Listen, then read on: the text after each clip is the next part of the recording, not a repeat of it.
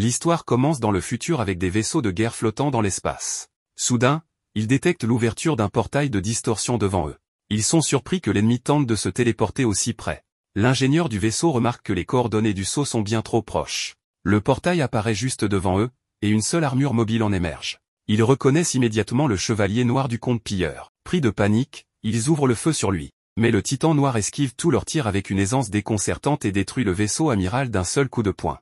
Il se lance ensuite dans un combat contre les chevaliers mobiles environnants, les éliminant en un instant. Il anéantit un autre vaisseau avec un seul coup de son épée mécanique. Les adversaires lui semblent trop faibles, n'existant que pour devenir ses proies. Il leur ordonne de se battre pour leur vie et de remplir leur rôle. À ce moment-là, sa servante, Amaji, le contacte et lui demande s'il va bien. Il la rassure et la remercie pour son plan, révélant qu'il a pu se téléporter à la position idéale grâce à elle. Il lui demande alors de montrer ce que le reste de leur force peut faire. Amaji comprend et donne l'ordre de déployer leurs troupes. Dès qu'elles entreront dans le champ de bataille, elles ouvriront le feu en suivant les directives de leur maître, Liam. La commandante des unités mobiles, Christiana, demande l'autorisation de débarquer, et Amaji la lui accorde. Cependant, elle l'informe que le taux de succès du saut est en chute libre. Christiana n'en tient pas compte et exige de passer quand même, prête à tout pour protéger Liam. Elle traverse avec succès le portail et rejoint son maître. Liam lui reproche son retard, et elle s'excuse avant d'annoncer qu'elle va s'occuper des ennemis mineurs à présent. Le combat fait rage. Lorsque la flotte de Liam atteint la portée de tir, elle déclenche une attaque massive, détruisant l'ennemi en grand nombre. Liam observe la scène avec satisfaction. À ce moment-là, Nias le contacte et lui demande ce qu'il pense du nouveau vaisseau de guerre qu'elle a conçu. Elle lui assure qu'il est équipé des meilleures performances et technologies de sa catégorie. Exaspéré, il lui demande de ne pas le déranger en pleine bataille avec ses bavardages inutiles. Mais elle continue de plaisanter et insiste pour qu'il passe une commande en gros s'il apprécie son vaisseau. Comprenant qu'elle ne le laissera pas tranquille tant qu'il n'aura pas commandé, il ordonne à Amaji de le faire. Peu après, le reste des unités mobiles de Liam se téléportent sur place et tous combattent ensemble. Liam ressent une excitation intense en écrasant les faibles sans la moindre pitié. Il leur ordonne alors de s'agenouiller devant lui, proclamant qu'il est Liam, le seigneur maléfique, et que ceci est sa vengeance pour la misère qu'il a subie dans sa vie passée. L'histoire remonte alors dans le passé, révélant que Liam était autrefois un simple employé de bureau pathétique. Un jour, après une dure journée de travail, il rentre chez lui et est accueilli par sa femme. Il lui demande où est leur fille et apprend qu'elle dort. Sa femme lui raconte que leur fille a supplié qu'ils adoptent un chien après en avoir vu un chez une amie. Liam pense qu'ils ne peuvent pas se le permettre pour l'instant et va voir sa fille dormir paisiblement. Plus tard, lors d'un jour de congé, il emmène sa femme et sa fille dans un refuge pour chiens. Sa fille, Kanami, s'amuse avec un chien, et sa femme, Mika, remarque que Liam regarde l'animal avec envie. Elle lui demande s'il en veut un aussi, mais il répond qu'il en avait un autrefois, et qu'il faisait partie de sa famille. Pour l'instant, avoir Mika et Kanami à ses côtés lui suffit. Il estime ne pas avoir le temps de s'occuper d'un animal. Le lendemain, en allant au travail, il pense que son emploi est difficile, mais qu'avec sa femme et sa fille, il peut surmonter toutes les épreuves. Une fois au bureau, il se fait réprimander par son patron pour ne pas l'avoir informé d'une affaire importante. Liam lui rappelle qu'il lui avait envoyé un message, mais son supérieur prétend ne jamais l'avoir vu. Un collègue lui apprend alors que le chef sort en club tous les jeudis et qu'il ne lit jamais ses messages ces jours-là. Liam comprend qu'il n'apprendra jamais. Sur le chemin du retour, il réfléchit à la façon dont son entreprise l'exploite. Son patron le traite comme un esclave, ses subordonnés se moquent de lui et volent son travail tout en lui attribuant les erreurs. Malgré tout, il se persuade qu'il peut être heureux tant qu'il a sa famille pour lui donner de la force. Il se tue à la tâche pour eux. Un jour, alors qu'il se rend au travail, il reçoit un message de son ami Nida lui signalant la sortie prochaine d'un nouveau modèle de mecha, avec l'adresse d'un magasin où l'acheter. Pendant sa pause, il se rend dans ce quartier pour trouver la boutique, mais il aperçoit sa femme en train de discuter avec un autre homme. Il se méfie, car elle était censée emmener Kanami au club de sport ce jour-là. Refusant de douter d'elle, il se convainc qu'il doit y avoir une explication. Le soir, il lui demande comment s'est passé le club de sport. Mika répond que c'était génial et que Kanami a même gagné un combat d'escrime. Sa fille confirme avec enthousiasme, et Liam se dit que ce qu'il a vu devait être un malentendu. Le lendemain au travail, il constate que son ordinateur ne passe pas en veille. Il sort pour sa pause, suivant le conseil d'un collègue de sauvegarder son travail et d'éteindre la machine. Par curiosité, il retourne au même endroit que la veille. Cette fois, il voit sa femme et sa fille marchant aux côtés du même homme. Puis, sous ses yeux, Kanami appelle cet homme papa. Il fut surpris par cela. Il retourna à son lieu de travail en se demandant pourquoi sa fille appelait un autre homme père. Il essaya de se convaincre que ce n'était rien, mais son patron le réprimanda pour son manque de sérieux. Il expliqua que c'était parce que son ordinateur faisait des siennes et qu'il avait dû l'éteindre puisqu'il ne se mettait pas en veille. Son patron lui ordonna alors de ne pas le mettre en veille du tout. Il rétorqua qu'il devait le faire pour des raisons de sécurité lorsqu'il prenait une pause. Son patron lui répondit alors de ne pas prendre de pause dans ce cas, et il se remit au travail. Peu après, il reçut un appel de sa femme lui annonçant que leur fille avait eu un accident. Il se précipita à l'hôpital et apprit qu'elle était en train d'être opérée. Le médecin lui expliqua qu'elle avait besoin d'une transfusion et que son groupe sanguin était O positif, correspondant à celui de sa mère. Or, lui était AB positif. Sa femme donna son sang à leur fille, mais il se rendit compte qu'un enfant de groupe O positif ne pouvait pas naître de parents ayant leur groupe sanguin.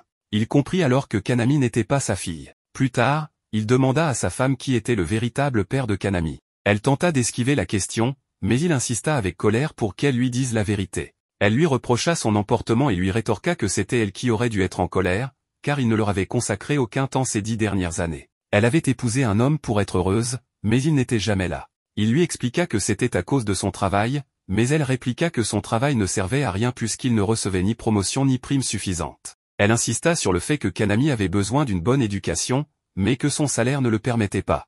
Elle ajouta que son travail ne valait rien et que, pendant qu'il travaillait, elle élevait seule leur fille et s'occupait de la maison. Il lui répondit que c'était son rôle, mais elle lui rétorqua que tout ce temps, elles avaient été seules, et que leur vie était la leur, pas la sienne. Elle prit la décision de partir avec Kanami. Désespéré, il demanda à sa fille si elle préférait rester avec lui ou avec son autre père. Kanami choisit l'autre homme, brisant ainsi son cœur avant de partir avec sa mère. De retour au travail, son patron lui montra qu'un virement de 50 millions avait été effectué depuis son ordinateur vers un compte inconnu.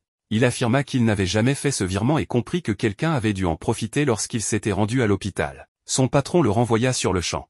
Il trouva alors un emploi dans le bâtiment. Il expliqua que son licenciement avait servi de prétexte à sa femme pour demander le divorce et obtenir la garde de Kanami, tout en lui réclamant une pension alimentaire. Son ancienne entreprise accepta de ne pas porter plainte contre lui à condition qu'il rembourse l'argent détourné. À la fin de sa journée de travail, il rentrait seul dans sa maison vide. Il doutait de pouvoir rembourser toutes ses dettes et reçut un message de Nida à propos d'un épisode inédit d'un anime de mecha. Nida voulait le regarder avec lui, mais il ne se sentait pas capable de répondre à un message aussi insouciant. Il continua donc à travailler, espérant que les choses s'amélioreraient avec le temps.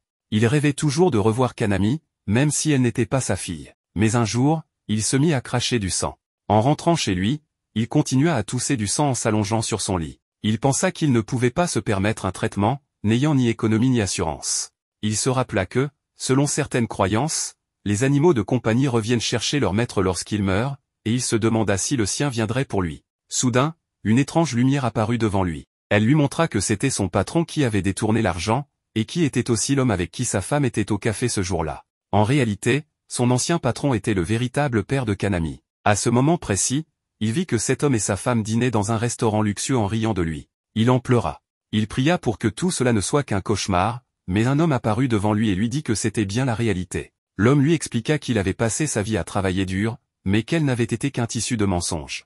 Il lui demanda s'il comptait laisser ces gens s'en tirer après tout le mal qu'ils lui avaient fait. Il refusa de les laisser s'en sortir impunément et décida de se venger. L'homme apprécia la haine dans son regard et se présenta comme étant un guide. Il expliqua qu'il avait développé un intérêt pour lui car il était un homme bon. Mais le protagoniste réalisa que vivre en homme bon ne lui avait rien apporté. Il aurait dû penser à son propre bonheur dès le départ. Le guide se réjouit de voir toute cette colère en lui. Le protagoniste déclara que, s'il avait une autre vie, il ferait tout ce qu'il voudrait, sans se soucier des autres. Le guide lui annonça alors une bonne nouvelle, il pouvait le réincarner dans un autre monde. Il lui demanda quel type de monde il souhaitait. Il choisit un monde avec des robots et de la magie, car il avait toujours aimé les histoires de mecha. Le guide lui expliqua que ce monde était gouverné par des nobles et des rois et lui proposa de le réincarner en comte, dirigeant une planète. Cette perspective réjouit le protagoniste, qui signa un contrat avec le guide. Il fut alors transporté dans l'autre monde, décidé à ne plus jamais sacrifier son propre bonheur. L'histoire revient ensuite au présent, où nous découvrons que notre protagoniste s'est réincarné en un garçon nommé Liam, vivant dans le système Arcaio. Il a actuellement 5 ans et explique qu'il est le fils unique du souverain de ce système, le comte Banfield. Il réside sur la planète Hydra. Lorsqu'il rentre chez lui, sa mère le félicite pour son 5e anniversaire et lui annonce qu'elle a un cadeau spécial pour lui. Ensemble, ils se rendent dans une autre pièce où Liam découvre un immense paquet cadeau. En le déballant, il trouve à l'intérieur une petite boîte suspendue. Sa mère lui explique qu'il s'agit d'une commande pour un robot doté d'une intelligence artificielle. Dès qu'il prend la boîte, il aperçoit des échantillons d'yeux et sa mère lui dit qu'il peut personnaliser chaque partie du robot selon ses goûts et ses besoins. En parcourant les options de personnalisation, il se rend compte qu'il peut également modifier d'autres parties du robot, y compris certains détails anatomiques qui le mettent mal à l'aise. Sa mère le rassure en lui disant que ces éléments ne seront présents que s'il les sélectionne. Elle l'exhorte à bien choisir, car il pourrait le regretter plus tard. Son père arrive alors et lui annonce qu'il lui a également préparé un cadeau, il va lui céder son domaine ainsi que tout ce qu'il contient.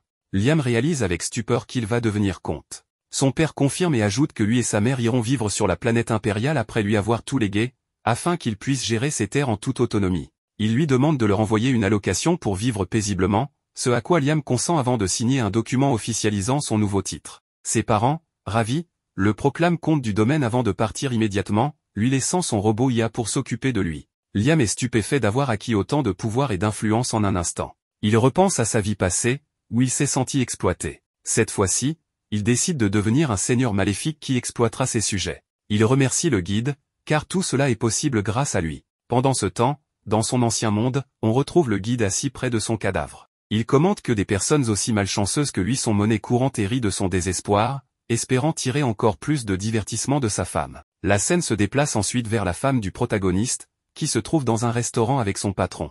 Elle ne ressent aucune tristesse pour son mari décédé et estime même qu'elle mérite de la compassion pour avoir perdu des années à ses côtés. Elle demande à son patron ce qui va se passer pour eux, mais à ce moment-là, des policiers entrent pour arrêter le patron, l'accusant de détournement de fonds et d'avoir fait porter le chapeau à quelqu'un d'autre. Il est arrêté sous ses yeux, la laissant abasourdie sur son avenir incertain.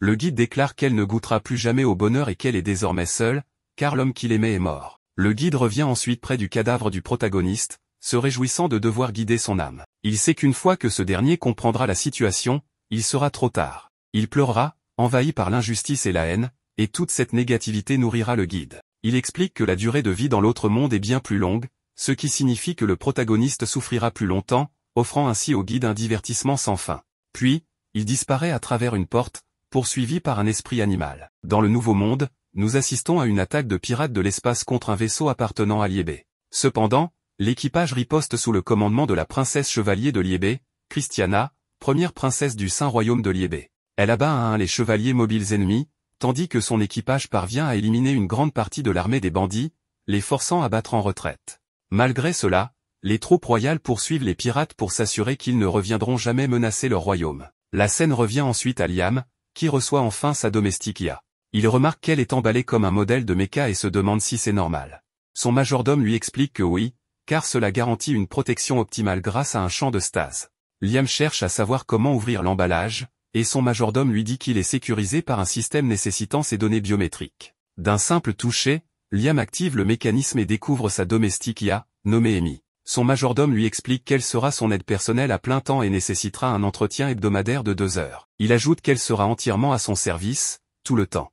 Curieux, Liam touche sa poitrine pour vérifier si elle est aussi douce qu'il l'avait spécifié dans les paramètres. Son majordome est surpris par ce geste, mais Liam explique qu'il ne fait que vérifier la conformité du produit. Il décide alors de l'emmener dans sa salle de jeu, malgré les tentatives de son majordome pour l'en dissuader. Il s'enferme avec Amy dans la pièce. Par la suite, on le voit plus à l'aise avec elle, lui demandant un massage. Pendant qu'elle s'exécute, il lui demande si elle prend des bains. Amy lui répond qu'elle se nettoie durant son entretien, mais que cela prendra un certain temps. Le majordome est étonné de voir à quel point Liam semble s'être rapproché d'Amy en si peu de temps, alors qu'il était nerveux auparavant. Il se demande ce qui s'est passé dans la salle de jeu.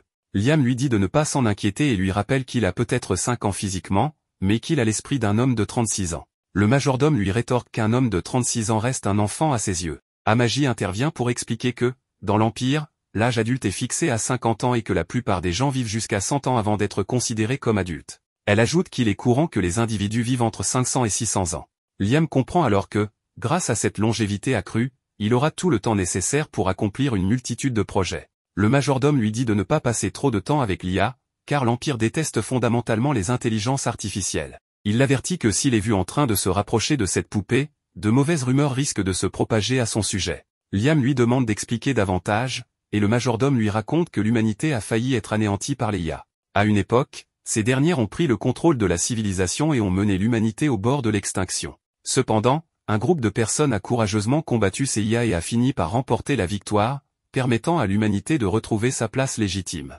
Ce sont ces combattants qui ont fondé l'Empire, et c'est la raison pour laquelle l'Empire n'aime pas les IA. Liam se demande alors pourquoi sa mère lui a offert un robot IA dans ce cas, mais le majordome refuse de lui répondre. Liam insiste en lui rappelant qu'il est désormais son maître et exige la vérité. Le majordome lui révèle alors que ses parents l'ont abandonné et ont fui. Liam se demande ce qui les a poussés à fuir, et le majordome lui explique qu'ils étaient accablés par d'énormes dettes. Il mentionne que son arrière-grand-père, Alistair, était un souverain qui avait apporté la prospérité au domaine de la famille Banfield, mais qu'il avait échoué à bien éduquer ses héritiers. Depuis, le domaine a décliné sous la gouvernance de son grand-père et de son père. Liam s'inquiète alors pour son rêve de devenir un seigneur maléfique qui exploite son peuple. Le majordome lui explique que tous leurs créanciers possèdent désormais le droit d'exploiter les ressources de leur planète frontalière, et que leurs industries se sont effondrées, entraînant une chute des recettes fiscales. En conséquence, ils n'ont aucun moyen de rembourser leurs énormes dettes, et la situation ne fera qu'empirer, ce qui surprend Liam. La scène se déplace ensuite dans une taverne de son domaine, où les habitants apprennent que leur nouveau seigneur n'a que 5 ans. Ils supposent que les nobles vont encore prélever des impôts spéciaux, comme à chaque fois qu'un nouveau seigneur arrive au pouvoir. Ils se plaignent du fait qu'ils ne sont considérés que comme du bétail pour leurs dirigeants.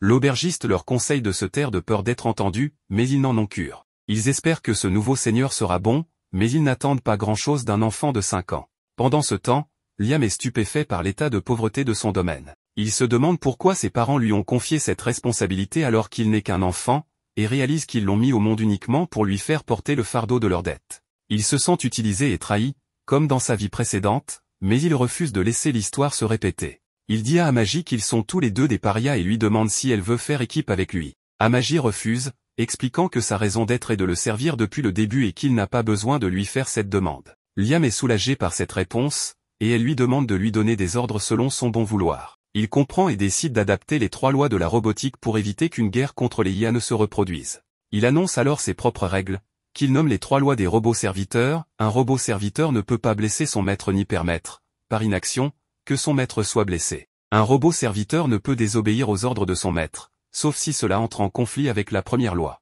Un robot serviteur doit protéger sa propre existence tant que cette protection n'entre pas en conflit avec les 2 premières lois. Amaji comprend et accepte ces lois. Liam lui demande ensuite si elle a des idées pour revitaliser son domaine. Elle répond que, puisqu'elle est une IA, ses idées risquent d'aller à l'encontre des philosophies de l'Empire. Toutefois, elle est équipée de fonctions qui peuvent l'aider à gouverner. Elle lui propose son assistance administrative. Liam avoue qu'il ne sait rien de la gouvernance et lui demande si elle peut quand même l'aider. Elle lui conseille alors d'utiliser une capsule éducative, expliquant qu'en 6 mois, il pourra assimiler 10 ans de connaissances et renforcer son corps. Liam s'inquiète de savoir qui dirigera son domaine pendant son absence.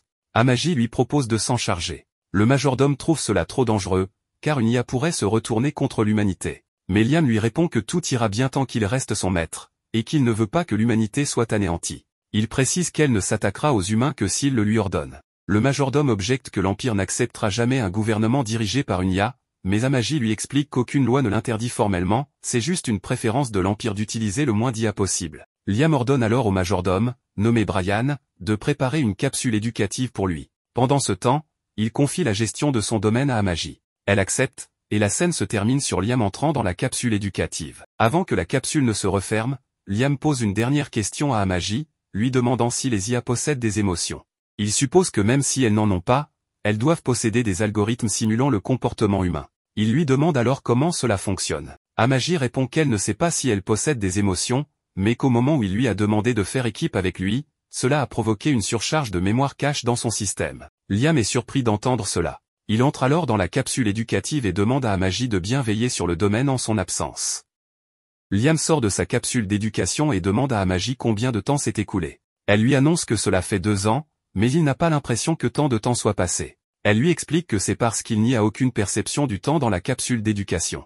Il se demande s'il est devenu plus fort, car il ne ressent aucune différence. Amaji lui répond que son corps a été physiquement renforcé, mais qu'il aura besoin d'une rééducation pour s'adapter à sa croissance corporelle. La scène coupe ensuite à Amaji lui montrant la situation économique du territoire Banfield. Liam remarque que tout semble aller bien et pense qu'il a bien fait de lui confier la gestion. Amaji est ravi d'entendre cela, et il mentionne qu'il devrait inspecter son territoire. La scène suivante se déroule au spatioport de l'armée Banfield. Liam y observe un vaisseau spatial décoller. Amaji lui montre le dock flottant et l'orbite satellite, expliquant que le dock flottant est l'endroit où les vaisseaux de guerre sont entretenus. Elle l'emmène ensuite à la base des chevaliers mobiles, et il est surpris de voir de vrais robots. Amaji lui explique qu'il s'agit des anciens modèles de chevaliers mobiles appelés Moev. Liam exprime son envie de montrer cela à Anita.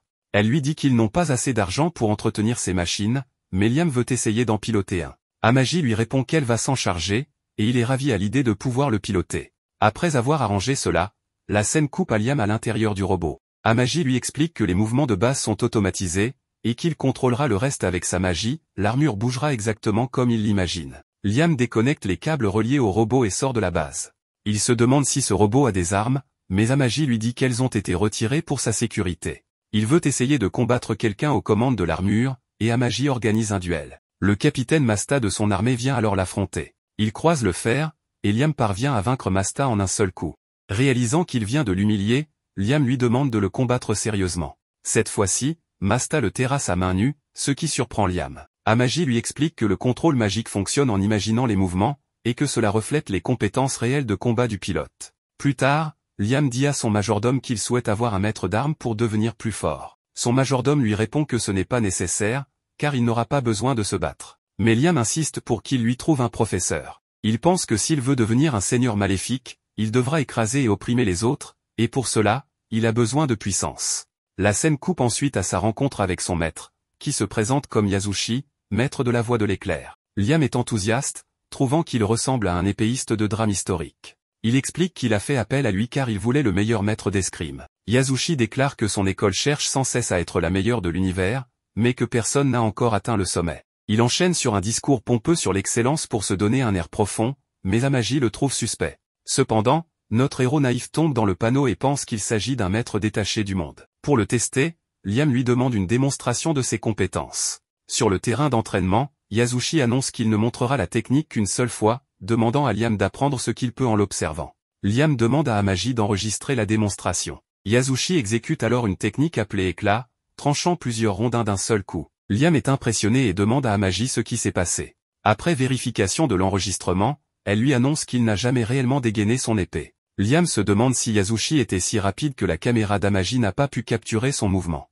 Il lui demande de faire de lui son disciple, et Yasushi accepte. Plus tard, dans la nuit, Yasushi retourne sur le terrain d'entraînement et révèle qu'il a simplement utilisé une astuce pour tromper Liam, les rondins étaient coupés dès le début. Il n'en revient pas de voir à quel point Liam a été facile à duper. Ailleurs, la scène coupe à la princesse Christiana qui est venue négocier la paix avec le chef des bandits qui les ont attaqués plus tôt. Ce dernier, nommé Gauze, est surpris de voir qu'elle ne montre aucun signe de peur. Christiana lui demande de faire attention, car si quelque chose lui arrivait, la flotte de l'Alliance les écraserait. Cependant, Gauze lui révèle qu'il est en réalité celui qui a fait venir l'Alliance ici. La princesse reçoit alors un appel de sa planète natale, Mysteria, et apprend qu'une flotte de vaisseaux pirates s'approche. Gauze lui explique que l'Alliance n'est pas vraiment de leur côté, car certains de ses membres n'aiment pas leur pays. La flotte de l'Alliance pointe alors ses armes vers son vaisseau. Gauze révèle que convaincre l'Alliance lui a pris du temps, mais qu'au final, tout est une question d'argent. Il lui dit de l'écouter si elle tient à sa planète. La scène revient à Liam s'entraînant avec son maître. 3 ans se sont écoulés depuis qu'il a commencé son apprentissage.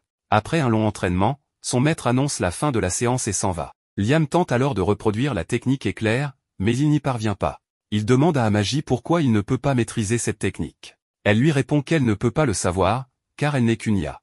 Liam réalise alors que Yasushi ne lui a enseigné que les bases pendant tout ce temps, sans jamais lui apprendre cette technique secrète. Amagi lui dit au moins qu'il a pu maîtriser les arts martiaux de base. Mais Liam veut des techniques spéciales, des attaques qu'il pourra utiliser en combat. La scène coupe ensuite à Yasushi, qui se détend tranquillement chez lui. Il se félicite d'avoir trouvé un travail aussi facile, il est grassement payé pour enseigner à un enfant quelques mouvements de base. Il n'en revient pas que Liam n'ait toujours pas compris que la technique éclair était une simple arnaque. Il espère que cette situation pourra durer éternellement. Liam vient alors lui rendre visite, et Yasushi cache rapidement son manga pour reprendre son air sérieux de maître d'armes. Liam lui dit qu'il veut apprendre la véritable technique éclair, mais Yasushi l'exclut immédiatement de son école. Il lui rappelle qu'il lui avait dit qu'il ne montrerait cette technique qu'une seule fois et qu'il devait l'assimiler à ce moment-là. Il ajoute que si Liam est insatisfait, alors il ne mérite pas d'être son disciple. Liam s'excuse et supplie son maître de lui pardonner son erreur, lui demandant de ne pas le renvoyer. Yasushi décide alors de lui laisser une seconde chance, admettant qu'il a peut-être été un peu trop dur. Toutefois, il avertit Liam que ce genre de comportement ne sera plus toléré à l'avenir. Liam quitte les lieux, et Yasushi s'apprête à déguster un paquet de chips. Mais Liam revient immédiatement, ce qui le force à reprendre son masque de professeur sérieux.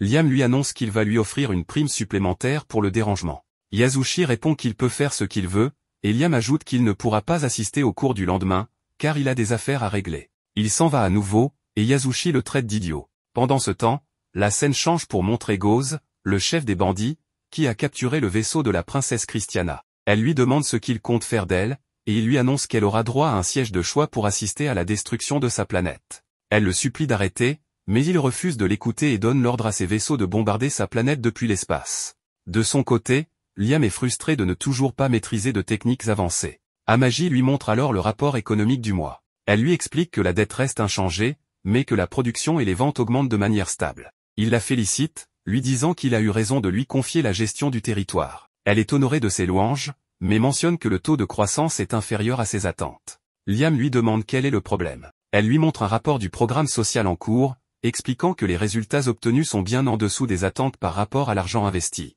Liam demande alors à voir l'homme responsable de ce projet. Lorsque celui-ci arrive, Liam lui demande de justifier les détournements de fonds détectés. L'homme tente de minimiser la situation, affirmant qu'il s'agit de dépenses nécessaires pour maintenir le bon fonctionnement du programme. Liam refuse de se laisser duper et l'accuse de fraude. Il remarque également que l'homme a utilisé un fournisseur différent de celui recommandé, sous prétexte que ce dernier était meilleur. Liam lui demande pourquoi, dans ce cas, les résultats ne sont pas au rendez-vous. L'homme tente de noyer le poisson en affirmant que dans ce genre d'affaires, rien ne se passe jamais comme prévu. Liam comprend alors qu'il est corrompu jusqu'à la moelle. Il se souvient que, dans sa vie précédente, les gens comme lui se servaient de ces excuses pour masquer leurs méfaits.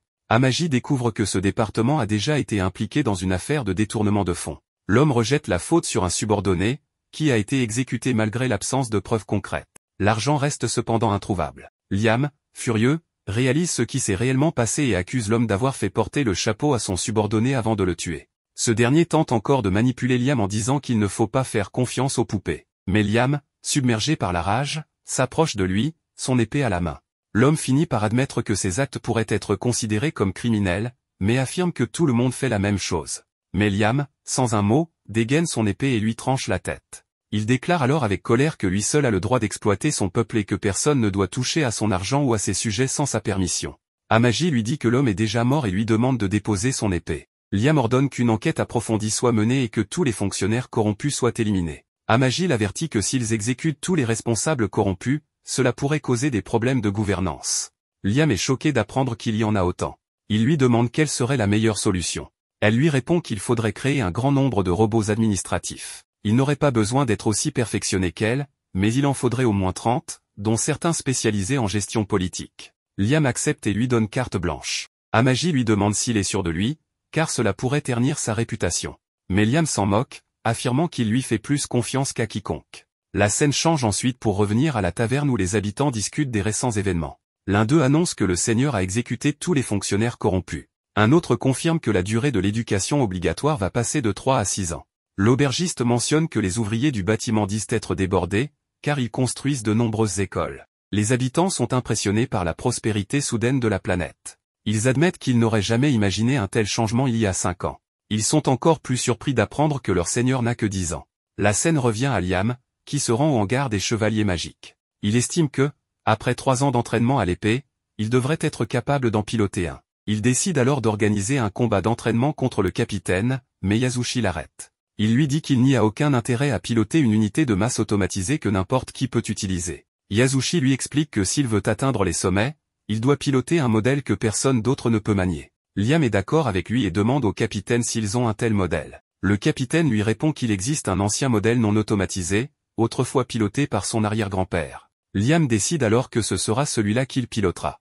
Au début, Yasushi a montré sa technique spéciale à Liam, pour avoir du temps pour lui soutirer plus d'argent. Mais avec le temps, Liam devenait réellement un bon épéiste. Et si Liam parvenait à maîtriser l'art du sabre, Yasushi perdrait son boulot de faux maître. Un jour, alors qu'il fouillait dans les entrepôts royaux pour voler quelque chose, il est tombé par hasard sur un mecha endommagé. Il a alors décidé de piéger Liam en lui faisant utiliser cette machine, car il n'y avait aucune chance qu'un gamin comme lui parvienne à la maîtriser. Et son plan a parfaitement fonctionné, car maintenant Liam est totalement investi dans l'entraînement avec la vide. Théoriquement, puisque le mecha est entièrement manuel, apprendre à s'en servir correctement donnerait à Liam un avantage sur tous les utilisateurs de mechas automatiques dans la galaxie. S'entraîner avec pourrait donc vraiment le rendre plus fort. Mais d'abord, il doit trouver quelqu'un pour le réparer. Mita est heureux que Liam soit si concentré sur son entraînement au mecha, mais il ne comprend pas pourquoi il veut commencer avec un modèle manuel difficile à contrôler. Il est encore plus perplexe de voir Liam frapper inlassablement un poteau depuis plusieurs jours. Il demande à Liam ce qu'il est en train de faire, et Liam explique qu'il essaie juste de reproduire la technique secrète que Yasushi lui a montrée. Peu importe le temps que ça prendra, il continuera à s'entraîner jusqu'à la maîtriser. Mita ne croit pas que cette technique existe réellement, mais il sait qu'il n'arrivera pas à convaincre Liam que Yasushi lui ment, alors il le laisse faire. Plus tard dans la journée, Amagi se rend au quai de chargement pour répondre à la demande de Liam. Personnellement, elle pense que les conseils de Yasushi ne valent pas un clou, mais puisque Liam veut utiliser ce mecha, elle va faire de son mieux pour que cela soit possible. Cependant, elle n'est pas qualifiée pour faire l'entretien elle-même, alors un spécialiste impérial des mechas est appelé. Le lendemain, Liam et Amagi vont accueillir Nya au port. Dès que Nya aperçoit Amagi, elle commence à agir bizarrement. Liam pense que quelqu'un de l'Empire serait dégoûté par la vue d'un androïde, mais à sa grande surprise, Nya semble en réalité très enthousiaste. Elle a une obsession maladive pour les androïdes et peut tout de suite dire qu'Amagi est un modèle haut de gamme. Elle veut inspecter chaque recoin d'Amagi pour ses recherches. Liam avait fait exactement la même chose quand il avait rencontré Amagi pour la première fois, mais voir quelqu'un d'autre faire ça est vraiment gênant, alors il dit à Nya d'arrêter. Il l'emmène ensuite au hangar avec le mecha manuel et lui demande de le restaurer. Mais Nya lui dit que ce truc est bon pour la casse, il vaudrait bien mieux qu'il achète un modèle plus récent. Liam insiste, c'est ce mecha-là qu'il veut utiliser. Nya explique que les pièces pour ce modèle ne sont plus produites, donc les réparations coûteront très cher. Liam s'en fiche, il est prêt à dépenser autant d'argent que nécessaire pour le remettre en état. Ces mots sont un rêve devenu réalité pour Nya, car cela signifie qu'elle pourra lui facturer autant qu'elle veut. Mais Liam a encore une autre demande, il veut que le mecha ait un coup spécial. Nya ne sait pas trop ce qu'il veut dire, alors Liam explique que c'est une attaque super classe pour éliminer ses ennemis, comme un point fusée. À ce moment-là, Yasushi arrive dans le hangar. Dès qu'il voit Nya, il tombe amoureux au premier regard. Après s'être calmé, il tente de jouer les types cool en l'abordant avec sa fausse histoire, mais Nya n'en a absolument rien à faire de lui, elle est bien plus intéressée par le fait d'expliquer pourquoi un point fusée est une idée stupide. Les propulseurs prendraient trop de place, et perdre intentionnellement sa main pendant un combat est une stratégie catastrophique. Mais Liam trouve ça génial malgré tout, alors il ordonne à Nya de dépenser tout ce qu'il faut pour ajouter un point fusée au mecha. Finalement, Liam et Nya trouvent un terrain d'entente et passent un bon moment à parler de mecha. Yasushi, lui, n'arrive pas à croire que Nya préfère Liam à lui. Cela pourrait avoir un lien avec le fait que Liam est vraiment sympathique, mais Yasushi est un gros jaloux sans espoir. Il décide donc de passer sa frustration de célibataire sur Liam en lui imposant un entraînement impossible, il bande les yeux de Liam et lui tire dessus avec des balles de tennis pendant qu'il équilibre sur un tronc d'arbre au milieu d'un lac.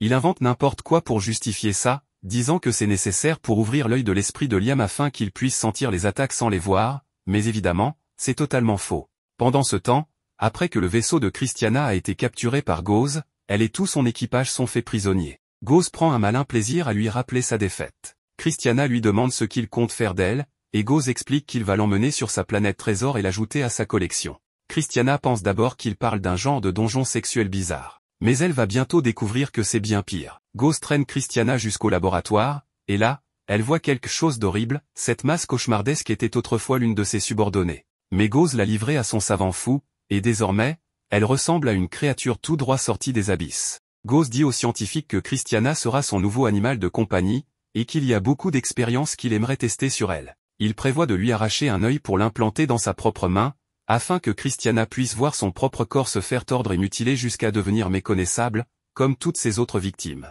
Pendant que Christiana vit l'enfer, tout se passe plutôt bien sur la planète de Liam. Sous sa gouvernance, l'économie s'est énormément améliorée, et les habitants sont ravis. Ils ne s'attendaient pas à un tel succès, et ils sont impatients de voir ce que Liam va faire ensuite pour améliorer leur monde. Ce qu'ils ignorent, c'est que Liam vient tout juste de dépenser une énorme partie du budget planétaire pour son mecha. Nya a enfin terminé la restauration du mecha et elle est très fière du résultat. Elle propose à Liam de lui montrer comment fonctionnent les commandes. La salle de pilotage a été agrandie pour être plus confortable, et une fois Liam attaché dans son siège, Nya démarre le moteur. Le mecha s'allume, scanne Liam, et le désigne officiellement comme son nouveau pilote. Désormais, personne d'autre ne pourra l'utiliser. Liam est surexcité à l'idée de l'essayer, mais dès qu'il saisit les commandes, le mecha s'écroule au sol. Nya lui rappelle que ce mecha n'a aucune fonction d'auto-équilibrage, donc Liam devra stabiliser chaque pas manuellement. Normalement, ce serait mission impossible, mais grâce à tout son entraînement, Liam parvient à reprendre le contrôle et à relever doucement le mecha. Il commence ensuite à marcher lentement hors du hangar, et Nya est impressionnée par sa maîtrise, surtout pour une première fois. Tout en avançant, elle explique à Liam que l'imagination est essentielle pour piloter ce mecha, plus son image mentale sera précise, plus ses mouvements seront nets. Liam essaie de se concentrer pour faire un mouvement stylé, mais son regard dévie vers la poitrine de Nya, et tout part en vrille. Il se met à imaginer, très vivement, ce que ce serait de la toucher. Et le mecha commence à reproduire ses gestes devant tout le monde. Les spectateurs, n'ayant aucune idée que le mecha réagit aux pensées de Liam, sont persuadés qu'il est en train de sauter sur Nya en direct. Yasushi est fou de jalousie en voyant Liam lui voler son crush, tandis que le majordome est juste soulagé que cette fois, au moins, ce soit avec une humaine. Liam tente de trouver une excuse pour sauver la face, mais c'est trop tard, le mecha a déjà commencé à faire des mouvements de bassin suggestifs. En guise de vengeance, Yasushi lui tire à nouveau des balles de tennis dessus. Après ça, Liam retourne à son entraînement habituel. Il s'exerce dehors à la technique du chemin de l'éclair, mais peu importe combien de fois il frappe, il n'arrive pas à couper son poteau à distance.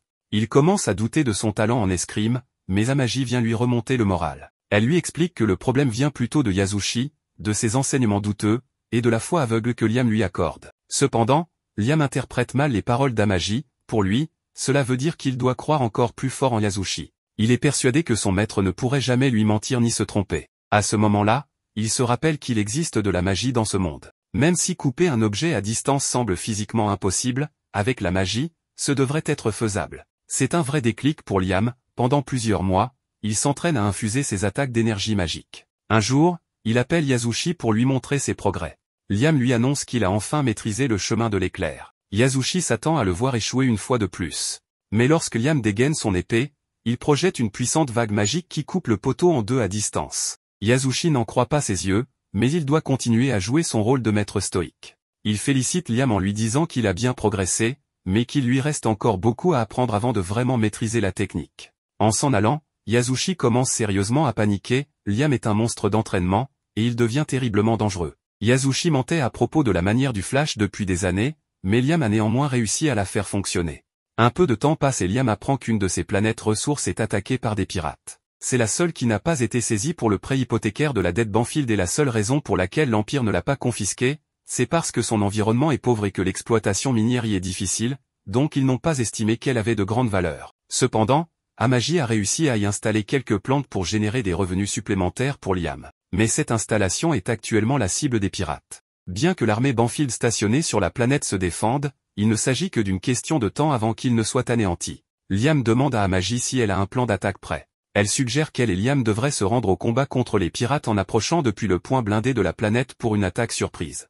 Liam aime l'idée et ordonne à toutes ses troupes de se préparer à tenir les forces pirates en orbite pendant qu'il va personnellement défendre la planète. Le majordome essaie de s'opposer à ce qu'un seigneur aille combattre les pirates en personne, mais Liam refuse de laisser quiconque lui voler à nouveau, d'autant plus qu'il veut vraiment montrer les nouvelles compétences qu'il a apprises. Liam et sa flotte arrivent bientôt sur la planète ressource, et Amagi prépare le canon ferroviaire et charge le mecha de Liam dedans. Une fois le canon prêt à être lancé, Amagi informe Liam et le propulse directement vers la surface de la planète. Les pirates sont en train de détruire les derniers défenseurs de la planète lorsque tout à coup l'un d'eux est abattu en plein vol. Les pirates se retournent pour voir qui les attaque, et quelques instants plus tard, Liam descend et tranche un pirate en deux. Le reste des unités tentent de se disperser et de se cacher pour encercler Liam, mais alors que deux tentent de s'approcher par derrière, Liam les sent venir et les tranche instantanément en deux. Il ne pouvait pas les voir arriver, mais après tous ces balles de tennis que Yasushi lui a lancées, il a appris à prédire les attaques qu'il ne pouvait pas voir. Juste à ce moment, un groupe de pirates commence à lui tirer des lasers dessus, alors Liam décide de faire de même et utilise son épée pour invoquer un canon laser. Il commence à éliminer les pirates un par un, si bien qu'il décide de tenter de le submerger en l'attaquant tous en même temps. Cependant, il s'aligne parfaitement pour la technique secrète de Liam. Liam tire son épée et, avec un éclair de mana, une grande partie de l'armée pirate est décimée. Les pirates sont choqués de voir que Liam peut les trancher à distance, et s'ils ne peuvent pas se défendre contre ça, ils n'ont plus envie de combattre. Ceux qui survivent commencent à fuir. Liam est déçu de ne pas pouvoir montrer plus de ses compétences en escrime, mais il ne compte pas laisser les pirates s'échapper. Il se prépare à utiliser son arme secrète. Il crie point fusée et pointe son bras vers les pirates en fuite, mais au lieu d'un point fusée classique, Liam invoque une fusée géante en forme de poing et la lance sur les pirates. Aucun de ces pirates ne survivra à une telle explosion, mais Liam est contrarié, car ce n'est pas ce qu'il voulait dire quand il a demandé à Nya d'installer un point fusée. À ce moment, Liam reçoit un message d'Amagi qui s'excuse, car elle n'a pas pu éliminer toutes les forces pirates. 60% des pirates ont réussi à s'échapper, mais Amagi a pu en détruire environ 30% et les navires restants ont été réquisitionnés pour l'armée de Liam. Ce n'aurait pas été mal de détruire toute la force pirate, mais Liam est satisfait du résultat et remercie Amagi, lui disant qu'elle a fait un excellent travail.